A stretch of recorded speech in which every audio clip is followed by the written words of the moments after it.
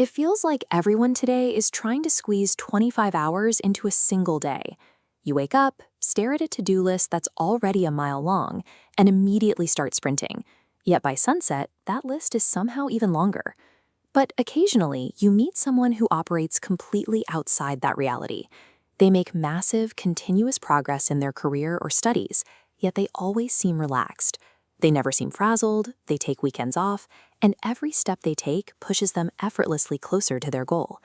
Compare that to the standard mode of the busy person. They are vibrating with energy, sprinting in 6 different directions at once. They take 2 steps forward, 1 step back, pouring out maximum effort without actually advancing. The emotional toll of this cycle is brutal.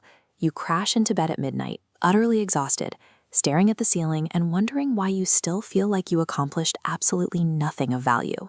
We fall into this trap because society has hardwired a specific assumption into our brains, that constant physical motion and maximum stress are the required prices for success. We think if we aren't sweating, we aren't working. Breaking out of this exhaustion loop doesn't involve downloading a new time-blocking app or waking up at 4 a.m. It requires leaning into a counterintuitive framework known as the performance paradox. To understand this paradox, we have to look at how we measure work. True productivity is not about the volume of tasks you cross off a list.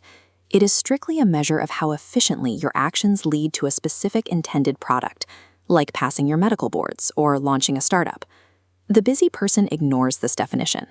Instead, they execute a high volume of random, low-value tasks. They clear out their inbox, reorganize their desk, and chase down every minor fire, because checking those small boxes creates the temporary illusion of momentum. This leads straight into the machine fallacy. When we measure our worth by constant output, we start actively deprioritizing sleep, deep rest, and strategic planning. We cut those out because, on the surface, lying in bed or sitting quietly doesn't look like visible, trackable work. The flaw here is that human beings are biological systems, not combustion engines. Rest is not a luxury or a break from productivity. It is a strict metabolic requirement that allows your brain to maintain focus, encode memories, and sustain high-level cognitive function. When you prioritize the illusion of constant action over basic biological maintenance, you are mathematically guaranteeing a systemic physical breakdown well before you ever reach your actual goal. Think of the busy person like a rookie race car driver. They get out on the track and immediately push their engine into the red line, perfectly willing to risk the entire vehicle just to win a short, aggressive sprint. That aggressive tactic might actually work for a brief burst of speed, but pushing those limits destroys the vehicle in the process, leaving you stranded on the track with an engine bursting into flames. With a 3-month deadline, you can win through sheer brute force and skipping sleep. But when you extend to a multi-year goal, the friction from short-term sprints catches up. The chaotic paths fade prematurely, leaving only one clean, sustainable path forward. This reveals a hidden, dangerous reality.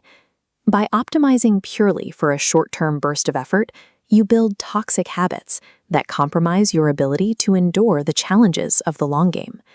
True efficiency requires looking past the immediate deadline. You have to optimize your daily systems for the distance of the furthest horizon, rather than the raw speed of your very first step. This is of the performance paradox. If you want to achieve a vastly greater output, you have to ruthlessly commit to reducing your inputs. Sometimes less is genuinely more. It comes down to active elimination.